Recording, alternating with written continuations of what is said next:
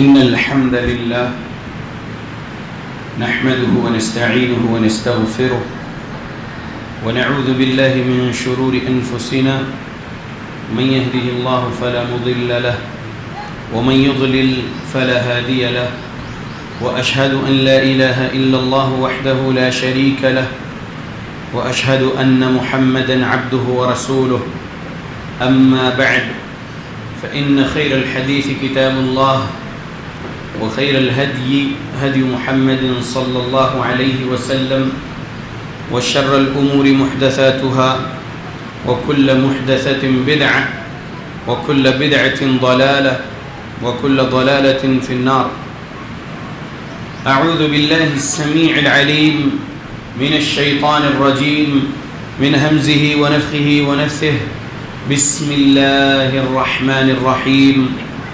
قاف والقرآن المجيد بل عجبوا أن جاءهم منذر منهم فقال الكافرون هذا شيء عجيب أإذا متنا وكنا ترابا ذلك رجع بعيد قد علمنا ما تنقص الأرض منهم وعندنا كتاب حفيظ بل كذبوا بالحق لما جاءهم فهم في أمر مريج أفلم ينظروا إلى السماء فوقهم كيف بنيناها وزيناها وما لها من فروج والأرض مددناها وألقينا فيها رواسي وأنبتنا فيها من كل زوج بهيج تبصرة وذكرى لكل عبد منيب ونزلنا من السماء ماء مباركا فأنبتنا به جنات وحب الحصيد والنخل باسقات لها طلع نضيد رزقا للعباد وأحيينا به بلدة ميتا كذلك الخروج كذبت قبلهم قوم نوح وأصحاب الرس وثمود وعاد وفرعون وإخوان لوط وأصحاب الأيكة وقوم تبع كل كذب الرسل فحق وعيد أفعينا بالخلق الأول بل هم في لبس من خلق جديد. يا معاشر المسلمين قال سبحانه وتعالى إن الله لا يغير ما بقوم حتى يغيروا ما بأنفسهم رب اشرح لي صدري ويسر لي أمري واحلل عقدة من لساني يفقه قولي سبحانك لا علم لنا إلا ما علمتنا إنك أنت العليم الحكيم إن العزة لله جميعا هو السميع العليم. تمام قسم کی تعریفوں کا حقدار صرف اور صرف اللہ وحدہ لا شریک ہے. میں تعریف کرتا ہوں اس اللہ کی جس نے ساری کائنات کو 6 ایام میں بنا کر اپنے آپ کو عرش پہ مستوی کیا اور اس اللہ کا عرش 7 آسمانوں کے اوپر ہے. پڑھتا ہوں میں درود اور آپ سب بھی پڑھیں درود اللہ کے آخری نبی آخری رسول محمد صلی اللہ علیہ وسلم پر جس رحمت للعالمین پر درود پڑھنے کا حکم دیا ہے اللہ رب العالمین نے.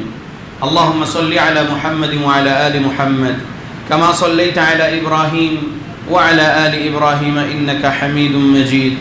اللہم بارک علی محمد وعلی آل محمد کما بارکت علی ابراہیم وعلی آل ابراہیم انکا حمید مجید. سامعین، آج 23 اپریل 2021 کو یہاں مسجد ام سلیم وادی مصطفیٰ شاہین نگر حیدرآباد میں ہمارے خطبہ جمعہ کا عنوان ہے رمضان کا گہرا تعلق قرآن سے ہے. رمضان کا گہرا تعلق قرآن سے ہے. اللہ کے بندو، اللہ رب العالمین نے قرآن مجید میں سورہ بقرہ میں فرمایا ہے شہر رمضان الذی انزل فیہ القرآن ہدی للناس وبینات من الہدی والفرقان. یہ سورہ بقرہ کی آیت نمبر 185 ہے. غور سے اس کا ترجمہ اور اس کی تفسیر سنیے. شہر رمضان الذی رمضان وہ مہینہ ہے الذی انزل فیہ القرآن، جس میں ہم نے قرآن کو نازل کیا، یہ اللہ نے کہا ہے۔ تو قرآن کے بارے میں ہم یہ سن رہے ہیں کہ مکہ میں 13 سال تک نازل ہوتا رہا قرآن مجید، اور مدینہ میں 10 سال تک نازل ہوتا رہا قرآن مجید۔ ٹوٹل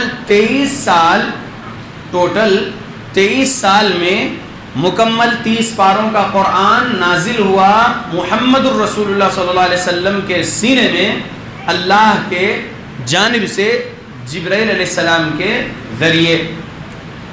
تو پھر یہاں پر جو آیت میں بات ہے، رمضان وہ مہینہ ہے جس میں ہم نے قرآن کو نازل کیا۔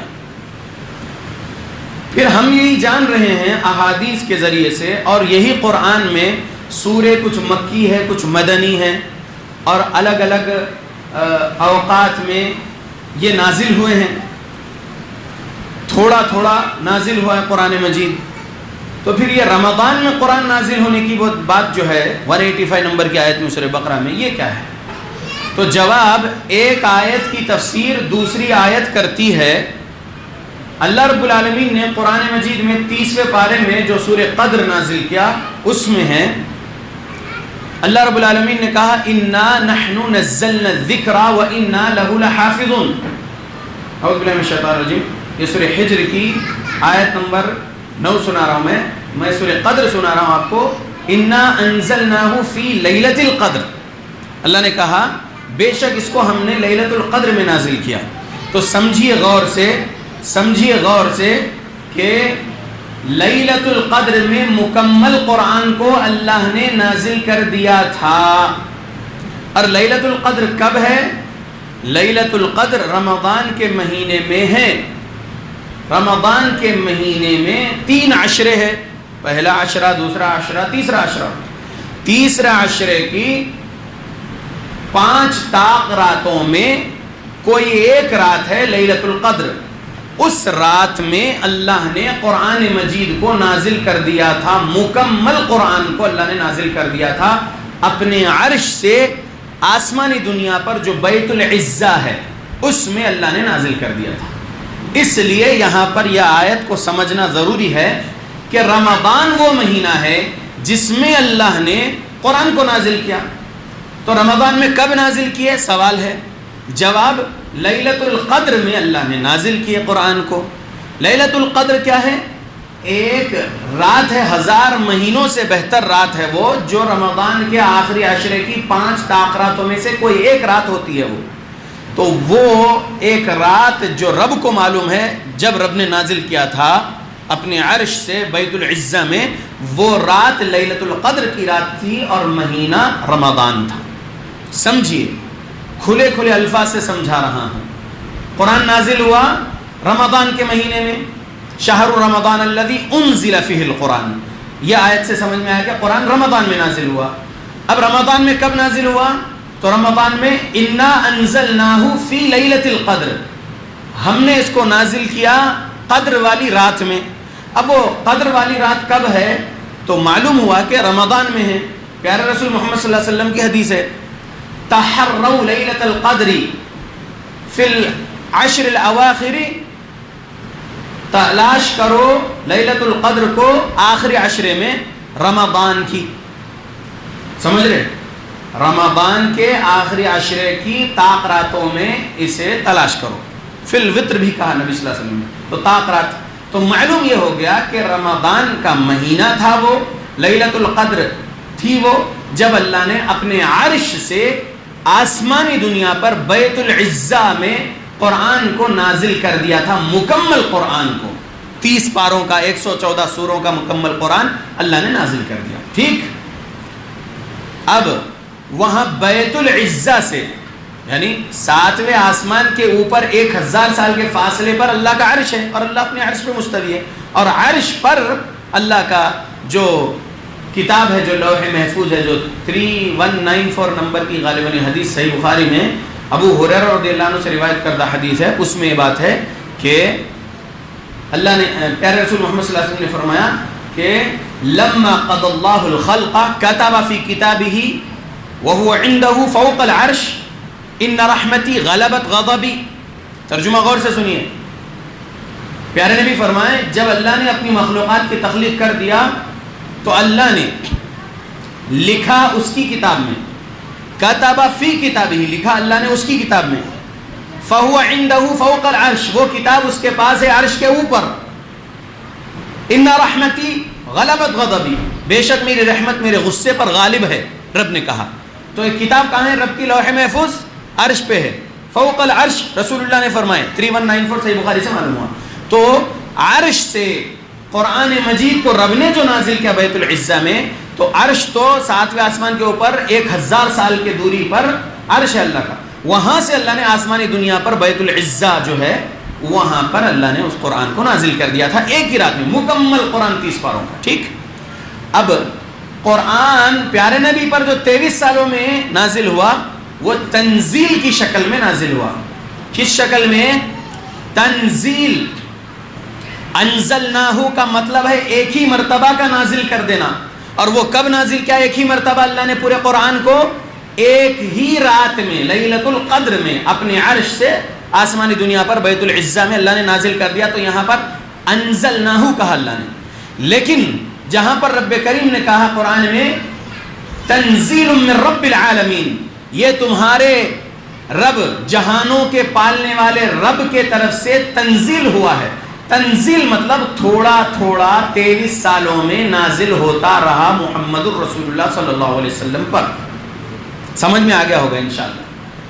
ٹھیک, تو 23 سال میں پہلے 13 سال مکے کے, آپ صلی اللہ علیہ وسلم کی مکہ والی جو زندگی ہے نبوت والی 13 سال کی زندگی, نبوت ملنے سے پہلے 40 سال کی مکی زندگی پیارے نبی کی, نبوت ملنے کے بعد 13 سال کی مکہ زندگی میں رب نے جو سورہ نازل کیا وہ مکی صورتیں کہلاتی ہیں. اس کے بعد جب ہجرت کر کے مکہ سے مدینہ گئے پیارے رسول محمد صلی اللہ علیہ وسلم, تو مدینہ میں 10 سال رہے, تو جو مدینہ میں 10 سال میں جو سورہ اللہ نے نازل کیا وہ مدنی صورتیں کہلاتی ہیں. تو ٹوٹل 23 سالوں میں تنزیل کی شکل میں تھوڑا تھوڑا نازل ہوا قرآن مجید. ٹھیک ہے, اب قرآن مجید اللہ رب العالمین کا کلام ہے, اللہ کی مخلوق نہیں ہے. اللہ نے بولا ہے قرآن کو, الرحمن علم القرآن, قرآن رب نے بولا ہے, رب نے بولا ہے, رب کی مخلوق نہیں ہے قرآن, رب کا کلام ہے, کلام اللہ ہے قرآن مجید. ٹھیک ہے, قرآن مجید کو رب کی صفت ماننا ہے ہم کو, قرآن مجید کو رب کا کلام ماننا ہے ہم کو. جو لوگ قرآن کو رب کی مخلوق کہتے ہیں وہ گمراہ لوگ ہیں, گمراہ لوگ ہیں, گمراہ لوگ ہیں. اہل السنہ اہل الحدیث نہیں ہو سکتے وہ لوگ جو قرآن کو مخلوق کہتے ہیں. قرآن کو صفت ماننا ہی سچی اور حق والی بات ہے. ٹھیک, اب رمضان میں قرآن نازل ہوا یہ سمجھ میں آ گیا, رمضان کی ایک رات میں قرآن نازل ہوا وہ سمجھ میں آ گیا کہ مکمل ایک ہی مرتبہ قرآن نازل ہوا.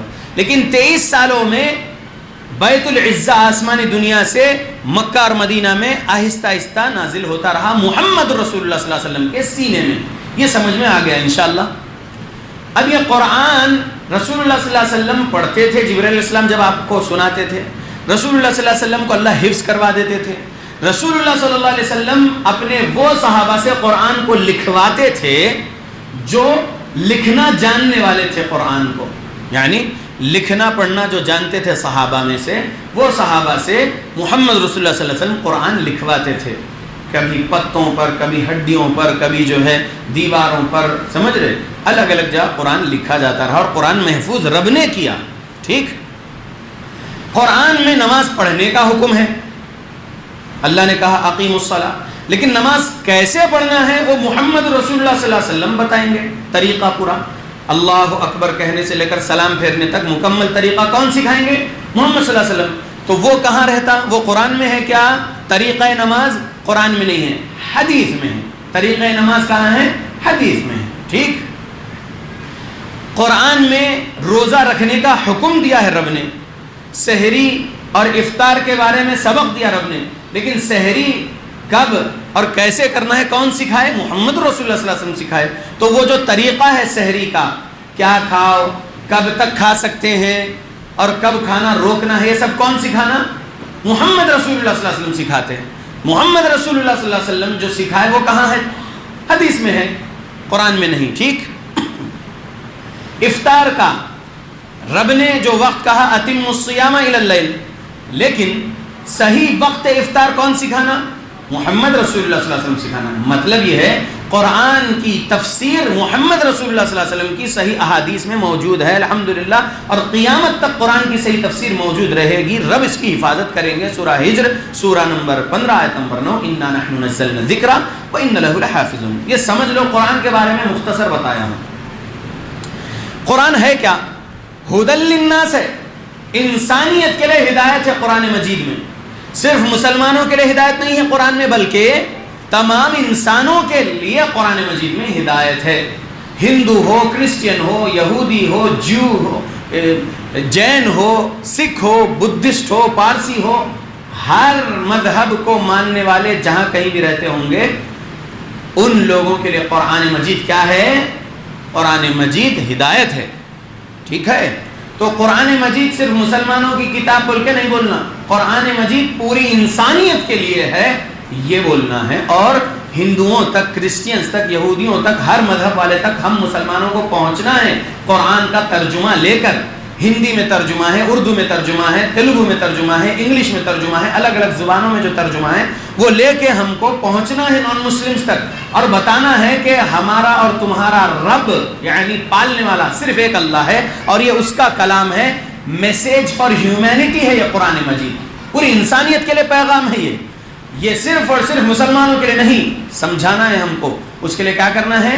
ہم کو قرآن حدیث کا علم سیکھنا ہے علماء حق کے پاس بیٹھ کر، اور قرآن و حدیث کے ترجموں کے نسخے لے کر، ایک سے زیادہ کاپیز لے کر ہم کو دعوت و تبلیغ کے لیے جانا ہے علماء حق کی صحبت میں رہ کر، تاکہ ہم تبلیغ کر سکیں اور نان مسلمز کو اسلام سمجھا کر اسلام میں داخل کر سکیں.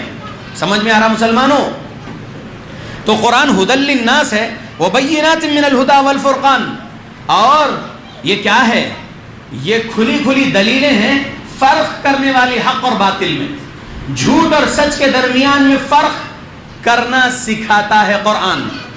حق اور باطل کے درمیان میں فرق کرنا سکھاتا ہے قرآن. یہ اللہ کا کلام ہے اللہ کے بندو، لہذا قرآن سے اپنا دل کا تعلق مضبوط کرو. آگے بات دوسرے خطبے میں آئے گی. اللہ سے دعا کرتا ہوں اللہ ہم مسلمانوں کو قرآن و حدیث پڑھنے کی توفیق دے، قرآن و حدیث کو سلف صالحین کے مطابق سمجھ کر عمل کرنے کی توفیق دے ہماری موت تک. آمین.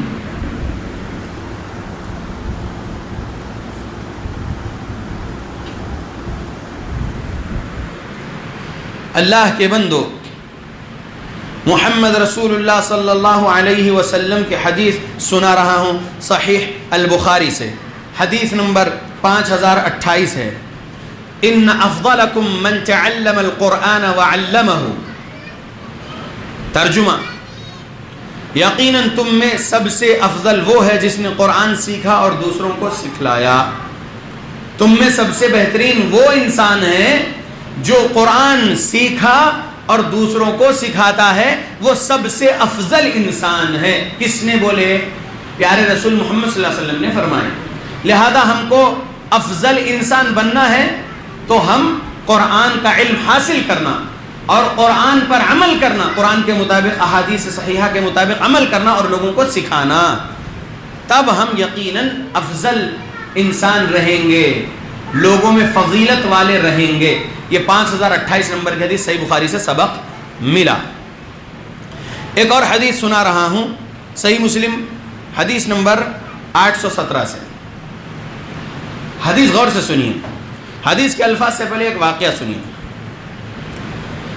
نافع بن عبد الحارث بیان کرتے ہیں کہ عسفان میں ان کی ملاقات عمر بن خطاب رضی اللہ عنہ سے ہوئی، جو انہیں مکہ مکرمہ کا ذمہ دار مقرر کیا کرتے تھے. عمر رضی اللہ عنہ نافع بن عبد الحارث کو مکہ مکرمہ کا ذمہ دار بناتے تھے. وہ ملاقات کیے ایک مرتبہ عسفان میں. عمر رضی اللہ عنہ سے پوچھے، کون؟ نافع بن عبد الحارث پوچھے اب آپ نے اہل وادی پر کس کو ذمہ دار مقرر کیا ہے اے امیر المؤمنین؟ تو عمر رضی اللہ عنہ نے فرمایا ابن ابزہ کو میں نے ابھی ذمہ دار مقرر کیا ہے۔ تو نافع بن عبد الحارث کہتے ہیں وہ کون ہیں؟ تو عمر رضی اللہ عنہ جواب میں کہتے ہیں وہ ہمارے آزاد کردہ غلاموں میں سے ایک ہے۔ تو نافع بن عبد الحارث نے کہا تو کیا آپ نے آزاد کردہ غلام کو ذمہ دار بنا دیے ہیں؟ تو عمر رضی اللہ عنہ نے فرمایا انہو قارئ لکتاب اللہ عز وجل وانہو عالم بالفرائض، بے شک وہ قاری قرآن ہے اور وراثت کے احکام کا عالم بھی ہے۔ اللہ اکبر، آزاد کردہ غلام کو بھی ذمہ دار بنائے وادی پر، مکے پر، سبحان اللہ۔ کیوں بنائے؟ صرف اس لیے بنائے کہ وہ قرآن کی اچھی قرات کرتے تھے اور قرآن کے احکامات پر عمل کے ساتھ ساتھ عالم تھے۔ عالم مطلب فرائض کا علم رکھنے والے، فرائض مطلب وراثت تقسیم کیسے کرنا، یہ بہت بڑا علم ہے، گہرائی کا علم ہے، یہ وراثت کیسے تقسیم کرنا ہے، یہ اس کے عالم تھے۔ کون؟ ایک غلام ابن ابزہ، آزاد کردہ غلام، ان کو ذمہ دار بنا دیے ایک وادی پر۔ اللہ اکبر۔ تو کہنا یہ ہے کہ آزاد کردہ غلام ہو یہ نہیں دیکھا جائے گا، دیکھا کیا جائے گا کہ وہ بندہ کتاب اللہ کا کتنا علم رکھنے والا ہے اور اس پر عمل کرنے والا کتنا ہے، وہ کیسے قرآن کا حق ادا کرتا ہے، یہ دیکھا جائے گا۔ اللہ اکبر۔ تو یہ کہنے کے بعد عمر رضی اللہ عنہ حدیث بیان کرتے محمد رسول اللہ صلی اللہ علیہ وسلم کی کہ پیارے نبی نے فرمایا ان اللہ یرفع بهذا الكتاب اقواما ويضع به آخرین۔ ترجمہ، بے شک اللہ تعالیٰ اس کتاب کے ذریعے کچھ لوگوں کو بلندی نصیب کرتا ہے اور کچھ لوگوں کو نیچے گرا دیتا ہے۔ اللہ اکبر۔ یہ حدیث صحیح مسلم حدیث نمبر 817 ہے۔ معلوم یہ ہوا قرآن مجید کے ذریعے سے کچھ لوگوں کو اللہ ایسی بلندی دیتا ہے، قرآن سیکھنے، قرآن پر عمل کرنے اور قرآن سکھانے کے وجہ سے اللہ لوگوں میں سے کسی کو جو ہے بلندی دیتا ہے قرآن کے وجہ سے، اور اللہ رب العالمین کچھ لوگوں کو قرآن نہیں سیکھنے، قرآن پر نہیں عمل کرنے کی وجہ سے ذلیل کرتا ہے، پستی میں ڈال دیتا ہے، نیچے گرا دیتا ہے۔ تو اللہ کے بندو، علماء حق سے اپنا تعلق مضبوط کرو۔ آؤ مسجد میں ظہر میں، آؤ مسجد میں فجر سے عشاء تک، اور ٹائم نکال کے 10 منٹ کیوں نہ ہو امام صاحب سے عقیدے کا مسئلہ سیکھو، اعمال کا مسئلہ سیکھو، معاملات کا مسئلہ سیکھو۔ کہاں سے سیکھیں گے یہ مسائل؟ قرآن سے، احادیث سے۔ سمجھ میں آ رہا اللہ کے بندو؟ کون سکھائیں گے؟ علماء حق سکھائیں گے۔ اللہ کے بندو، جب آپ قرآن اور صحیح احادیث کا علم حاصل کریں گے عقیدے، اعمال، معاملات کے مسائل میں، تو اللہ رب العالمین آپ سے راضی ہوگا۔ کیوں؟ کیونکہ آپ علم صحیح سیکھنے کے لیے اپنے گھر سے نکل کر مسجد کی طرف آ رہے ہیں، علماء حق کی صحبت میں بیٹھ کر سیکھنا چاہتے ہیں، اپنے عقیدے کی اصلاح کرنا چاہتے ہیں، اپنے اعمال کی اصلاح کرنا چاہتے ہیں، اپنے معاملات کی اصلاح کرنا چاہتے ہیں۔ تو آپ جب وہ سیکھتے رہیں گے تو آپ اللہ کی رحمتوں میں رہیں گے، اللہ آپ کو عزت بخشے گا، اللہ کے بندو روزی بھی عزت والی دے گا اللہ کے بندو۔ لہذا آتے رہیے۔ ایک اور حدیث سنیے، قرآن پڑھنے اور اس پر عمل کرنے والے اللہ کے خاص بندے ہیں، یہ حدیث میں کہا ہے پیارے نبی محمد صلی اللہ علیہ وسلم نے۔ انس رضی اللہ عنہ بیان کرتے ہیں نبی صلی اللہ علیہ وسلم نے فرمایا ان للہ اہلین من الناس، بے شک لوگوں میں سے کچھ لوگ اللہ تعالیٰ کے خاص بندے ہیں۔ صحابہ نے پوچھے اے اللہ کے رسول صلی اللہ علیہ وسلم وہ کون ہیں؟ آپ صلی اللہ علیہ وسلم نے فرمایا ہم اہل القرآن اہل اللہ وخاصتہ، قرآن پڑھنے اور اس پر عمل کرنے والے اللہ تعالیٰ کے دوست اور اس کے خاص بندے ہیں۔ یہ حدیث سنن ابن ماجہ میں حدیث نمبر 215 ہے۔ اللہ اکبر۔ اور یہ حدیث حسن لذاتی سند کے ساتھ ہے۔ اللہ کے بندو، غور کرنے والی بات ہے کہ قرآن پڑھنا یعنی قرآن سیکھنا، قرآن کا حق ادا کرتے ہوئے قرآن کی تلاوت کرنا، قرآن کی قرات کرنا ایک بات، اور اس قرآن کے احکامات پر عمل کرنا جو صحیح احادیث میں اس کی تفسیر ہے اس پر عمل کرنا، صرف پڑھنا نہیں، قرآن پڑھتے ہوئے، قرآن کو سمجھتے ہوئے قرآن کے مطابق عمل کرنا، ایسے لوگ اللہ کے خاص بندے ہیں۔ پیارے نبی صلی اللہ علیہ وسلم کی حدیث میں سبق ملا۔ اللہ کے بندو ایک حدیث سناتا ہوں سنن ابن ماجہ سے حدیث نمبر 214 غور سے سنیے عن انس بن مالك رضی اللہ عنہ عن ابی موسى الاشعری عن النبي صلی اللہ علیہ وسلم قال مثل المؤمن الذي يقرأ القرآن كمثل الأترجة طعمها طيب وريحها طيب ومثل المؤمن الذي لا يقرأ القرآن كمثل التمرة طعمها طيب ولا ريح لها ومثل المنافق الذي يقرأ القرآن كمثل الريحانة ريحها طيب وطعمها مر ومثل المنافق الذي لا يقرأ القرآن كمثل الحنظلة طعمها مر ولا ريح لها. ترجمہ حسن لذاتی سند کے ساتھ سنن ابن ماجہ کی حدیث نمبر 214. ترجمہ غور سے سنیے. انس رضی اللہ عنہ اور ابو موسیٰ اشعری رضی اللہ عنہ سے روایت کردہ حدیث. نبی صلی اللہ علیہ وسلم نے فرمایا قرآن پڑھنے والے مسلمان کی مثال سنترے کی سی ہے کہ اس کا مزہ بھی اچھا ہے اور اس کی بو بھی اچھی ہے. اللہ اکبر. یعنی جو مسلمان قرآن پڑھ رہا ہے اور قرآن کے مطابق عمل بھی کر رہا ہو تو کیا ہے وہ ایسی مثال ہے سنترے کی سی. سنترا کی خوشبو بھی اچھی ہوتی ہے اور کھانے میں بھی اچھا ہوتا ہے نا, فائدے بھی ہے نا, اور میٹھا بھی ہوتا ہے. ٹھیک, اس کا مزہ بھی اچھا ہے, اس کی بو بھی اچھی ہے. اور قرآن نہ پڑھنے والے مسلمان کی مثال کھجور کی جیسی ہے. کھجور کا مزہ تو اچھا ہے لیکن اس میں کوئی بو نہیں ہے. آگے حدیث کے الفاظ غور کریے. اور قرآن پڑھنے والے منافق کی مثال خوشبودار گھاس کے جیسا ہے کہ اس کی بو اچھی ہے لیکن مزہ کڑوا ہے.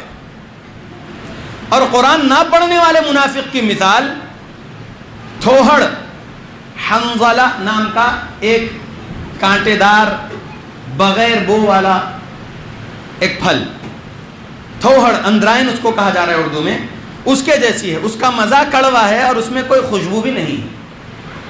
اب یہاں پر 4 باتیں ہیں, غور کریے. قرآن کا حق ادا کرتے ہوئے پڑھ رہا ہے بندہ اور اس پر عمل بھی کر رہا ہے تو قرات کرنے سے کیا مراد ہے یہاں پر؟ بو مراد ہے. بو یعنی قرآن اچھی قراتیں پڑھ رہا ہے تو وہ سن رہے نا دوسرے لوگ, اور سن کر اچھا لگتا ہے نا, اچھی قرات دل کو اطمینان پہنچتا ہے نا, تو یہ خوشبو جیسی بات ہے اچھی قرات سے قرآن پڑھنا. قرآن کے مطابق عمل کرنا, قرآن اور صحیح احادیث کے مطابق عمل کرنا, یہ مزے والی بات ہے. کیونکہ مزہ اندر ہوتا ہے نا, تو وہ بندہ دکھاوے کے طور پر قرآن کا میں بہترین قاری ہوں بلکہ نہیں, بلکہ اس قرآن کے مطابق عمل بھی کرنا ہے, تب وہ اندر سے اچھا ہے. ورنہ قرآن کے قاری کے نام سے مشہور ہو کہ ان کی قرات بہت اچھی ہے بھائی, بہت اچھی آواز ہے ان کی, اور ان قرآن کو بھی بہت اچھے طریقے سے پڑھتے ہیں, بس یہ مشہور ہے, لیکن اس کے مطابق عمل نہیں کر رہے ہیں, تو پھر کیا ہوگا؟ اچھی بات نہیں ہے نا. تو ان کی بھی مثال دوسرے نمبر پہ پیارے نبی فرمائے. کیا ہے دوسری مثال؟ قرآن کی قرات تو اچھی کر رہے لیکن اس پر عمل اگر کوئی بندہ نہیں کر رہا تو کیسے ہیں؟ وہ ایسے ہیں کہ وہ کھجور کی مثال ہے. کھجور کھانے میں اچھا ہے, کھانے میں اعوذ باللہ من الشیطان الرجیم. مثال کیا ہے حدیث میں کہ قرآن نہیں پڑھنے والے کی مثال یہ ہے کہ وہ بندہ ایمان کے وجہ سے کھجور کی مٹھاس تو اس کے سینے میں ہے, کھجور کے وجہ سے کھجور جیسی رہتی ہے, تو کھجور کھانے پر اندر معلوم ہوتا ہے نا اس کا ذائقہ, تو وہ مسلمان تو ہے لیکن قرآن کی تلاوت نہیں کر رہا ہے تو اس کی بو نہیں ہوتی. کھجور میں بو ہوتی کیا نہیں ہوتی, تو وہ ویسے ہے پیارے نبی فرمائے. اور یہاں پر جو تیسرے نمبر پہ مثال ہے قرآن پڑھنے والے منافق کی مثال, خوشبو تو ہے, خوشبودار گھاس میں خوشبو ہوتی ہے, ریحانہ کہا گیا, ریحانہ ریحھا طیب, اس کی خوشبو تو اس کی بو تو بہت اچھی ہے لیکن وطعمھا مر, اور اس کا ذائقہ جو ہے کڑوا ہے. تو جو منافقت والا ہو, قرآن کی قرات کر رہا ہو, لوگوں کو سنانے کے لیے, لوگوں کو اپنے طرف مائل کرنے کے لیے اپنی آواز سے لوگوں کو اپنے طرف کھینچتا ہو بہترین قرات کر کے, لیکن اس کے مطابق عمل نہیں کر رہا ہو, تو وہ کیا ہے؟ وہ ایسے ہے کہ خوشبودار گھاس ہے، خوشبو تو پھیلا رہا ہے وہ اپنی قرات کی، لیکن اس پر عمل نہیں کر رہا ہے، تو اس کا کیا ہے؟ ذائقہ مرن ہے، کڑوا ہے. اور اس کے لیے کیا کہا پیارے نبی نے؟ منافق کہا اس کو. اللہ ہمیں بچائے منافقت سے، آمین. چوتھی مثال کیا ہے؟ وَمَثَلُ الْمُنَافِقِ الَّذِي لَا يَقْرَأُ الْقُرْآنَ كَمَثَلِ الْحَنظَلَةِ طَعْمُهَا مُرٌّ وَلَا رِيحَ لَهَا. اور وہ منافق جو قرآن نہیں پڑھتا، اس کی مثال یہ ہے کہ وہ ایسے ایک تھوہڑ کا پھل جیسے ہے کہ اس کے اندر کوئی مزہ نہیں ہے، کڑوا ہے، اس کے اندر کڑواہٹ ہے اس کے اندر، اور خوشبو بھی نہیں ہے. اللہ کے بندو، تو ہمیں پہلے نمبر والا بننا ہے نا انشاءاللہ، پہلے نمبر والا. یعنی بات کیا ہے؟ مثل المؤمن الذي يقرأ القرآن كمثل الأترجة طعمها طيب وريحها طيب. ہمیں یہ بننا ہے. اترجہ یعنی سنترے کی مثال ہماری رہنا ہے کہ ہم اس پر عمل بھی کرنا ہے قرآن پر، اور قرآن کی قرات بھی اچھے سے کرنا ہے. تو قرآن کی قرات یعنی ہماری خوشبو جا رہی ہے سمجھ لیجئے، اور قرآن کے مطابق ہم عمل کر رہے ہیں تو اس کا ذائقہ بھی صحیح ہے، منافقت نہیں ہے. سمجھ میں آ رہا اللہ کے بندو؟ تو رمضان کا تعلق قرآن سے بہت گہرا ہے اللہ کے بندو. حدیث سناتا ہوں، سنیے غور سے، حدیث غور سے سنیے. من قرأ حرفا من کتاب اللہ فلہ به حسنۃ والحسنة بعشر امثالها. لا اقول الف لام میم حرف ولكن الف حرف ولام حرف ومیم حرف. یہ حدیث سنن ترمذی میں حدیث نمبر 2910 ہے، اور حسن لذاتہ سند کے ساتھ ہے. ترجمہ سنیے غور سے. رمضان کا گہرا تعلق ہے قرآن سے، ٹھیک؟ تو اب یہاں پر یہ حدیث سنیے اور عزم کریے قرآن کی تلاوت کے لیے. حدیث کا ترجمہ: جو آدمی، جو عورت کتاب اللہ کا یعنی قرآن مجید کا ایک حرف پڑھتا ہے، اسے ایک نیکی ملتی ہے، اور ایک نیکی اس جیسی 10 نیکیوں کے برابر ہوتی ہے. میں یہ نہیں کہتا کہ الف لام میم ایک حرف ہے، بلکہ الف ایک حرف ہے، لام دوسرا حرف ہے، میم تیسرا حرف ہے. اللہ کے بندو غور کرنے والی بات ہے. الف لام میم 3 حرف ہے، یہ 3 حروف پڑھنے سے 30 نیکیاں مل رہے سادے دنوں میں، یعنی 11 مہینوں میں. اور رمضان کے مہینے میں ایک نیکی 700 گنا بڑھ جاتی ہے، 700 گنا بڑھ جاتی ہے. رمضان کے مہینے میں اللہ اتنا اجر و ثواب بڑھا کر دیتے ہیں. تو اگر الف لام میم 2100 نیکیاں مل گئے انشاءاللہ. ایک نیکی رمضان کے مہینے میں 700 گنا سے زیادہ بڑھ جاتی ہے، تو ہم کو 3 حرف پڑھنے پر 2100 مل رہا نا. تو قرآن کی تلاوت کریے، اللہ کو راضی کرنے کے لیے قرآن کی تلاوت کریے، اللہ رب العالمین کو خوش کرنے کے لیے قرآن کی تلاوت کریے. اور جب قرآن کی تلاوت کر رہے ہیں، تلاوت کے بعد تھوڑا سا وقت نکالیے، سورہ صاد سورہ نمبر 38 آیت نمبر 29 کے مطابق ترجمہ اور تفسیر بھی سمجھتے ہوئے پڑھیے. رب نے کہا کتاب انزلناہ الیک، یہ کتاب ہم نے نازل کیا آپ کے طرف، مبارکن بابرکت ہے یہ، یعنی قرآن کی تلاوت کرنے سے اللہ برکت بھی دیں گے. اللہ کیا دیں گے؟ قرآن کی تلاوت سے برکت دیں گے. ایک بات یہ ہو گئی مبارکن، لیدبروا آیاتہ، تاکہ آپ اس کی آیتوں میں غور و فکر کرو، تدبر کرو، ولیتذکر اولو الالباب، اور اس قرآن سے وہی لوگ نصیحت حاصل کرتے ہیں جو عقل والے ہیں. یاد رکھو اللہ کے بندو، قرآن سے نصیحت وہی حاصل کرتے ہیں جو عقل والے ہیں. کہا کس نے؟ کہا اللہ نے. تو قرآن کا ترجمہ اور قرآن کی صحیح تفسیر پڑھتے رہیں گے تو ہمارے عقیدے کی اصلاح ہوتے رہیں گی، ہمارے معاملات کی اصلاح ہوتے رہیں گے، ہمارے اعمال کی اصلاح ہوں گی اللہ کے بندو. لہذا نصیحت حاصل کرنے والے عقل والے ہی ہوں گے، یہ رب نے کہا. تو اب اگر آپ اپنے آپ کو بہت عقل والا سمجھتے ہیں، لیکن آپ قرآن اور صحیح حدیث کے خلاف میں آپ کا عقیدہ بنائے ہیں، قرآن اور صحیح حدیث کے خلاف آپ کے اعمال بنائے ہیں، قرآن اور صحیح حدیث کے خلاف آپ کے معاملات بنائے ہیں، تو آپ عقل والے نہیں ہیں. عقل والے وہی ہیں جو نصیحت حاصل کرتے ہیں قرآن اور صحیح حدیث سے.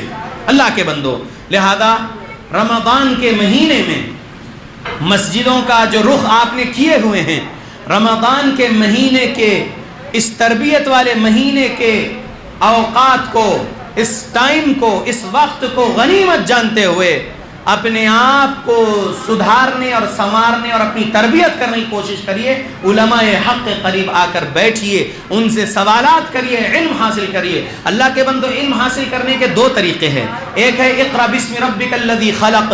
اللہ رب العالمین نے قرآن میں کہا کہ پڑھو اپنے رب کے نام سے جس نے تمہیں سکھا۔ اقرأ بسم ربک الذی خلق، پڑھو اپنے رب کے نام سے جس نے تمہیں پیدا کیا اور تمہیں سکھایا کس کے ذریعے؟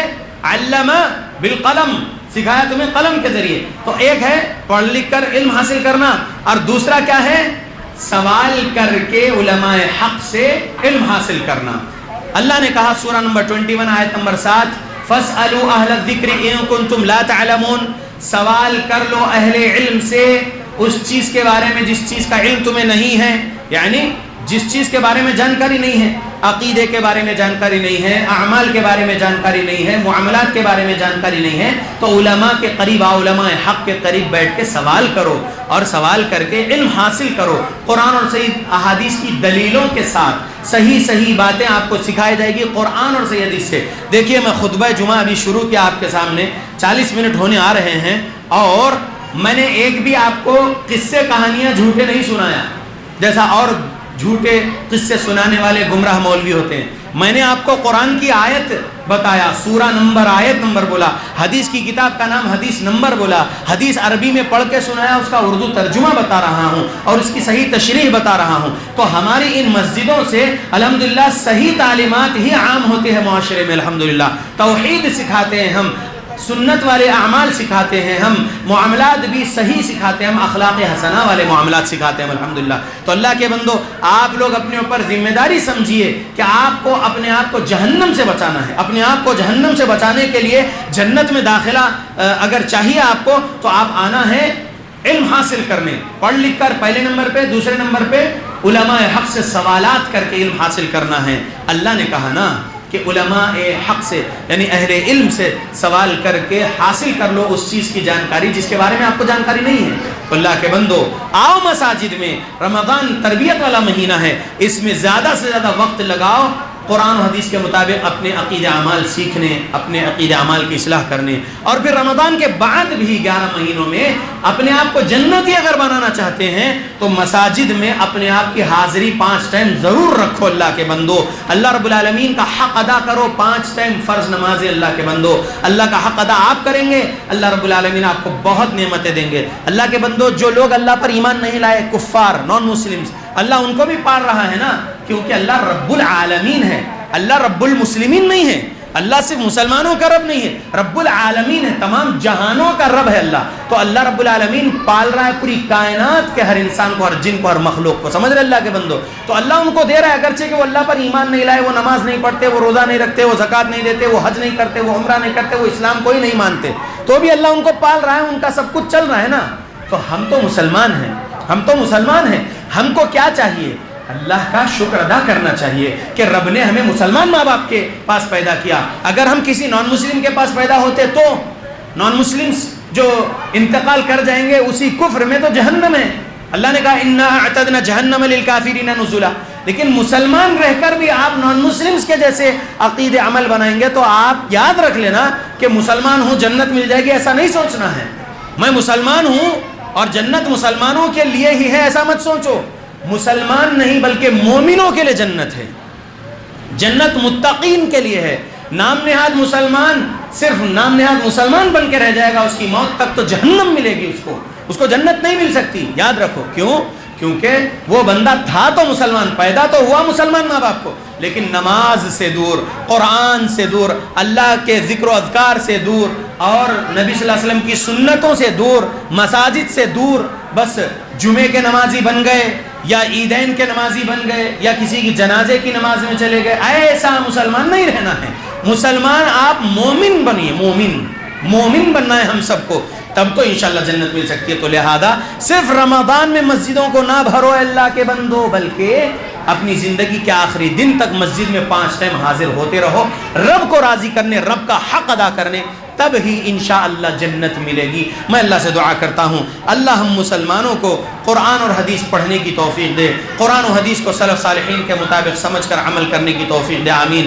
اللہم اعز الاسلام والمسلمین واذل الشرک والمشرکین، اللہم من ارادنا واراد بالمسلمین سوءا فاشغله بنفسه، اللہم اہلک الظالمین بظلمهم، اللہم اصلح احوال المسلمین في فلسطین، اللہم اصلح احوال المسلمین في الشام، اللہم اصلح احوال المسلمین في العراق، اللہم اصلح احوال المسلمین في اليمن، اللہم اصلح احوال المسلمین في الباکستان، اللہم اصلح احوال المسلمین في میانمار، اللہم اصلح احوال المسلمین في الهند، اللہم اصلح احوال المسلمین في كل مكان، ربنا ظلمنا انفسنا وان لم تغفر لنا وترحمنا لنكونن من الخاسرین، اللہم یا وہاب اللہم البسنا لباس التقوى والزمنا کلمۃ التقوى وامتنا حين ترضى، اللہم یا وہاب ربنا لا تزغ قلوبنا بعد اذ هديتنا وهب لنا من لدنك رحمة انك انت الوهاب، ربنا ظلمنا انفسنا وان لم تغفر لنا وترحمنا لنكونن من الخاسرين، ربنا آتنا في الدنيا حسنة وفي الآخرة حسنة وقنا عذاب النار، ربنا تقبل منا انك انت السميع العليم وتب علينا انك انت التواب الرحيم۔